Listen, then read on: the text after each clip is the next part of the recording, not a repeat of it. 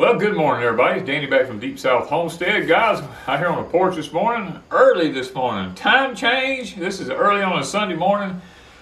Time change last night. Oh, man. I'm back to the time that I like now. This is the time I enjoy. I'm already up anyway, so I might as well get out and get going earlier. The wind's kind of blowing a good bit this morning occasionally. It's coming from back here behind me, so the timber hopefully is going to keep it blocked off of me as much as possible. But we got a big front system moving in here with a little bit of rain and stuff, which we need. It hasn't rained here in a couple of weeks now. Everything is completely leafed out. Believe it or not, our mulberries is almost over. We really didn't. The tree was loaded. But between the cedar waxwings and the high winds we've been having, a lot of them end up being just knocked off on the ground. There's still a few on the tree here and there, but nothing like what we normally get when we have a good year for mulberries. We're going to see if the old saying is true. March came in like a lion. I mean, it came in with 40-mile-an-hour winds, literally for several days, and my daddy used to say if it come in like a lion, it was going to go out like a lamb, which means that the latter part of March will be calmer and easier and stuff like that. We haven't had any violent weather this year. No massive flooding, rainstorms or anything like that. We're praising the Lord for that. Got a lot of stuff going on. I've been spending most of my time over at Pecan Grove, trying to get that property where we can move our cows over there. I've got like a mile of fencing to run, and I haven't actually pulled any wire yet. I've been having fence rows pushed and cleared. I've been cleaning, we've been setting posts, trying to get corner posts and line posts every 100 feet, stuff like that, getting ready to pull the strings through there and drive our T-posts and stuff like that. Stuff is so expensive till we just have to purchase stuff while we can, when we can afford it. We've got our Danny corn planted over there. I dug up some of it. It's been planted a little over a week now. The new Cub planter system, the 174 that I eventually figured out that I had, instead of a 172, I wasn't sure how deep it was planting and all that kind of stuff. I checked it this past, 3 days ago, I checked it. And the corn was almost ready to pop through the ground. So it planted it not real deep, but fairly, I guess, close to being right according to what it needed to be. So I was very excited with that. The planter system worked like a charm. The one thing, thank you to the gentleman who sent us all the photos of the 174, and I realized on his photos the one piece I have that I haven't been able to find or manufacture is where the seed tube connects to the bottom of the Richmond planter. The part of my Richmond planter is square and it turns into a round funnel and it has a slot on the side of it for a carriage bolt and a wing nut. After looking at his photos, there's a piece that slides over the bottom of the Richmond planter that the tube goes down in, and you tighten a wing nut up on it. I don't have that piece, and I don't know what it's called. I haven't found it online anywhere. I'm guessing I'm going to end up manufacturing something to work. I don't know. Now that I know what it looks like, I may have to manufacture it some way if I can't find one. And I don't know what it's called. So thank you to the gentleman who sent the photos for that, because that really was a blessing to have that. Now, my sweet potato slips, I want to talk about them in just a moment. They are all coming up like crazy. Probably after this cool spell we got coming this week and this rain, I may be trying to get this ground ready here, and I may be going ahead and planting them in the ground once we get past this little cool snap. It's not supposed to get really cold. I think it's only like 38 or 40 or something like that. Nothing that's going to hurt any vegetables. 38 to 40 doesn't bother vegetables at all. May slow them down just a little bit, but it doesn't hurt them. As long as we don't get a frost like 35 or 34 and we get a frost or something. If it stays 38 to 40, we're good. But that's where we're at. All the trees are leafing out now. The hickory nuts are starting to put on little leaves. The pecans over at Pecan Grove are putting on pecan leaves. All the oaks are putting on the little tags, and they're dropping all over the ground everywhere. I left the window down in my truck the other day and literally got my truck full of them little tags off the oak tree. But that's where we are. The pond over that I call a pond, it's like a lake now. It's only got so big over at Pecan Grove that we got built, is filling up on the average of 1 to 2 inches a day. The further up it comes, the wider it gets and the slower it fills up. In the beginning it was filling up like 3 to 4 inches a day, and now it's up to like 2 inches. So I know it's just going to take a little bit longer unless we get enough rain to actually do some good. Done the pH test on it. They got to put a little bit of lime in the water, and then we're going to be ready to throw the fish in there, because it's already about, I think we estimated about 6 to 7 foot deep now. It'll be around 12 to 13 feet deep once it's completely full. But you know, the grass is coming on really good. The red clover's coming on good. All the blueberries are bloomed out. All the fruit trees have little fruits on them and stuff like that. Everything's looking good. So we're praying we don't get some kind of freak freeze in here. We've got this big high setting over Greenland that's tampering with our weather system. And then we've got these here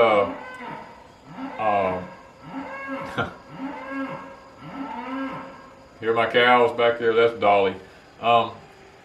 These heat anomalies in the Pacific Ocean that's actually bringing all this weather into California out there, and then it's coming on across the nation. You know, going to be causing catastrophic weather because it's messing with the jet streams. Even the wind in the jet streams is changing. That's another thing that I thought was quite unusual. So, guys, I mean, with everything that we see that's happening in such a rapid pace that it's happening, I mean, we've got so much stuff going on across the water. I mean, literally keep your eyes on what's going on across the water, because the things that's happening over there is going to affect us over here too. Now, yes, people's been sending me tons of requests, tons of emails about this bank out there in California that's gone bankrupt or whatever you want to call it. That was all brought on there in Silicon Valley. The SVB was brought on by a billionaire who got wind of some things that was coming down the pipe, and he pulled his money out of his bank. And this is my understanding. And when he pulled his money out of his bank, the bank literally collapsed.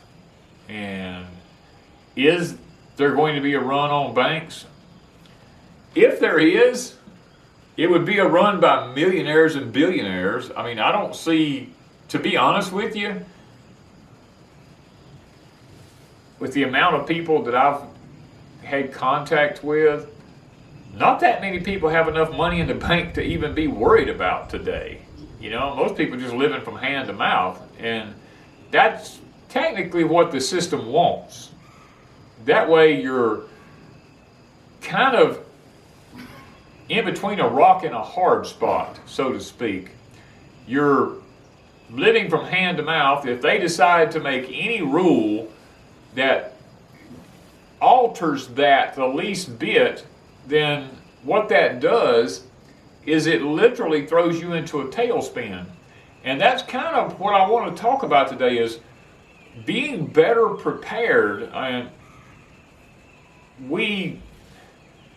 I say we, I include myself in it a lot of times. We don't take time to actually sit down and think about the things that's just really important. I mean, number one is your soul. You know, if you are not prepared spiritually, it doesn't matter what you do with the rest of everything else. You know what I mean? Because you're gonna perish anyway. Now, That's Candy now. Candy got out yesterday, and I don't know why she got out. She's never gotten out of that. She's just never been one to get out, but she got out yesterday, and I'm going to have to keep my eye on her because for some reason she just decided the grass was greener on the other side of the fence. And she hears me talking, and they need hay this morning, and I thought I'd do this video before I went and got hay, and it might have been a bad decision on my part. But anyway, we need to be prepared. We need to prepare for things that matters. Our soul being first, like I said. Then, water. It depends on whether you need any form of electricity or not. We know that people can live without electricity because our forefathers has lived without electricity for thousands of years. Electricity has just become a convenience thing for us. Then, you know, our food system. We need to be growing our food. And like I've advocated before, we're learning this year that there's some things happening geomagnetically with the earth that is going to affect the growth of plants that's in the earth. There's radiation, there's gamma rays coming up through the soil that's going to be affecting our planting system this year. It's, to what extent just yet, I don't know, but I am putting stuff in containers. I'm not going to lie to you, because I know this. I'm getting it up out of the soil, putting it in these large mineral tubs that I use for my cows, and I'm having some real good success with that. Mixing my own soil. I've got earthworms all in them. And look, go to Walmart and buy you a couple of them little boxes of fishing worms and dump them over in your containers. You know, get them worms started. Get them worm castings going in your containers. Now, you're going to have to be adding some soil because it goes down. I've learned that. And it looks like I'm being photobombed by my cows behind me here. But guys, we've got to take responsibility back for our own well-being, because the powers to be could care less. I'm being honest. They don't care about you. Oh, you'll hear, oh, we're going to send out new stimulus checks to these states this month, or we're going to give you a boost in your Social Security this month. You're going to get a $200 raise. Well, that's great. But they raise your plans, you know, and then you end up having to take $150 of that bonus that you got for your Social Security, and you have to go over your supplement plans, and you got to pay an extra $150 on that in order to keep your supplement. And then your copay goes up, and the $200 they gave you, they just took it right back. It's a psychological game that they try to play with people. Yes, I could draw my Social Security, but am I going to? Heck no, I'm not going to. I mean, President Bush sent me a letter. I actually have a letter from President Bush stating that my Social Security probably, I won't be able to draw it. You know? And that I need to make other investments in my life and not depend on Social Security. And yeah, I could go get it. I went and talked to my CPA about it, and she told me, she said, yeah, she says, you can draw your Social Security, but just understand, if you make over this amount of money, that for every $1 you make, they take 2 back, or for every 2 you make, they take 1 back, depending on what ratio you're in. And when I looked at, you know, certain incomes, and I said, well, are they including my wife's income in with this and everything? And it just turns into a big racket. It's all a racket, guys. Social Security was never meant to be lived on. Literally, it was just an insurance policy to start with for supplementing people. And now here we are, we depend on it 100%, and when we do, that leaves us vulnerable to the system. So my prayers and hopes for people that's on Social Security. My mom and daddy lived on Social Security all their elderly life. They just made no provisions for themselves.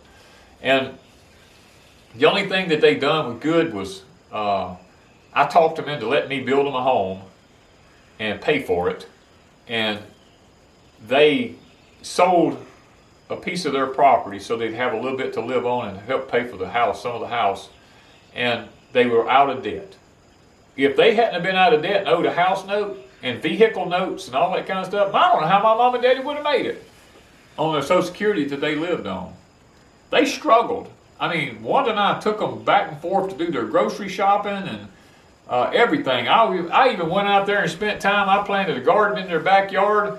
I picked the vegetables, brought in, helped my mama can them and stuff like that, and tried my best to help them stock up on a lot of canned goods and stuff. And I guess the one thing that kind of really ticked me off was my mama passed a few years after that, and then my daddy passed a few years after that, and my sister just went out and emptied all the jars out and was going to throw all the jars away. She said the food, they've expired, the date on them's expired. And I said, sis, I said, I'm eating stuff from 2015 still that's canned. I said, there ain't nothing wrong with that.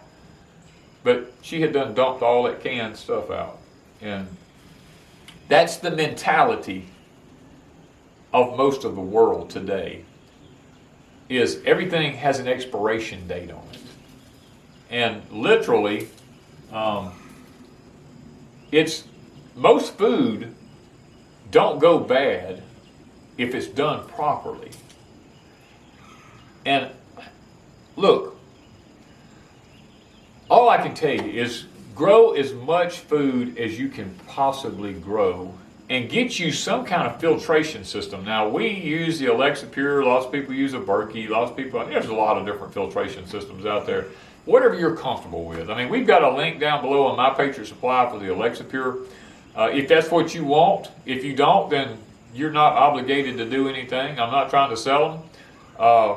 I don't care if you buy one or not. I'm just going to be honest with you. I have one, but what you do with your own life is between you and the Father. You know, I mean, if you want to survive, I used to be friends with a guy who used to have a saying every time he comes, if you want to survive the coming apocalypse, then you need to listen.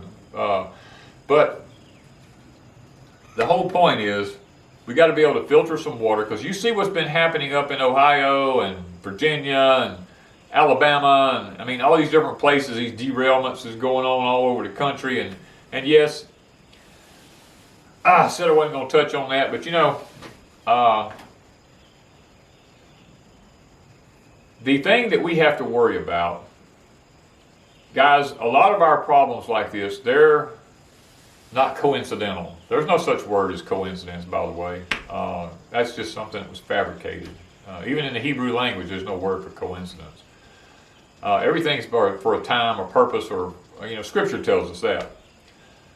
But these things that we're seeing happening like that now, literally, it's becoming pretty much public knowledge. And I think you're going to find out that this is going to eventually come out in the public, that a lot of this stuff is homegrown. Now, I can't use certain words, but you're going to have to read between the lines. A lot of this is homegrown. It's not done from foreign fields. It's homegrown problems, which in reality is really the worst kind, because you can't, or you don't know who they are. You can't find them, because it could be your neighbor.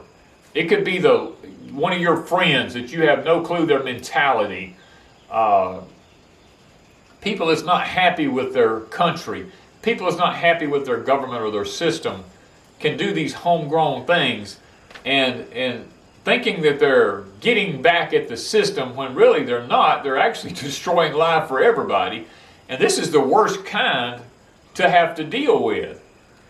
And I believe in my heart that that's really what we're facing. With all of the problems that we see going on, the sabotages and stuff like that we see going on in our country, a lot of the fires, now some of the fires are caused by geomagnetic storms with certain types of radiation coming in, causing chemical reactions in some of these plants. I get that. But some of them are homegrown sabotages, and it's done from homegrown people. And these are the kind we have to fear the worst. And literally, I think that we're going to have to prepare ourselves, because, guys, I'm telling you, nobody, listen to what I'm telling you now, nobody is going to come to your rescue. There's not going to be a fire department. There's not going to be a police. There's not going to be an ambulance. There's not going to be a government. Nobody. There's not going to be an insurance company. Guys, insurance companies are fixing to go broke here in the near future. There is not going to be anybody coming to save you. The only person you have to depend on right now, first of all, the Lord. Secondly, is what you've done to prepare for your own well-being. Okay? This is not new. Our forefathers, nobody took care of them. The government didn't come and take care of them. As a matter of fact, people go, well, the government taking stuff, that's new stuff. No, it's not new stuff. Back during the Civil War periods, the government went in and took whatever they wanted from people. As the military went through places in this country, they just took what they needed. If you had animals and they needed them to feed the soldiers, they just killed them. There's nothing you can do about it. There is actually a law that has been passed that says they have the right to do that, and every president updates that law and makes a provision or an amendment to it or whatever. This is just something that's been going on and is still going on. So let's not think that it's something new when it's not. Now, let me tell you, there's a bunch of new laws. I mean, there's things that's in the Senate right now going through that you're not being told about, I'm not being told about. They sound really, really good. And they have to do with biblical stuff and all that. And guys, in the near future, be really careful, because what sounds good is not going to be good. I promise you. It may sound like, oh, this is just what the Bible says, when it's a stab in the back. I promise you. Don't take sides with nobody. I've told you that as a tip on our live streams. Don't take sides with nobody. But guys, I got to get these cows some hay over here. I keep looking over here. They're tearing down bushes and trees, pulling limbs down, eating leaves off of them. That's what I love about the Dexters. They can live off the woods and just be happy. But I'm going to go see if I can't get them some hay out here before they get too rambunctious and the weather gets here and gets too bad. Man's got to take care of his flock. He's got to tend it. He's got to tend it well. That's actually scripture. Love you guys. Thank you once again for spending some time with me here on Porch Time. Guys, get your life in order. Get your life right with God. Take care of your soul first. Then get yourself a way to take care of your water. Take care of your food. I keep teaching and preaching this, guys. It's coming to fruition. Every day we get closer and closer to that point of no return. Thank you guys from Deepsouth Homestead.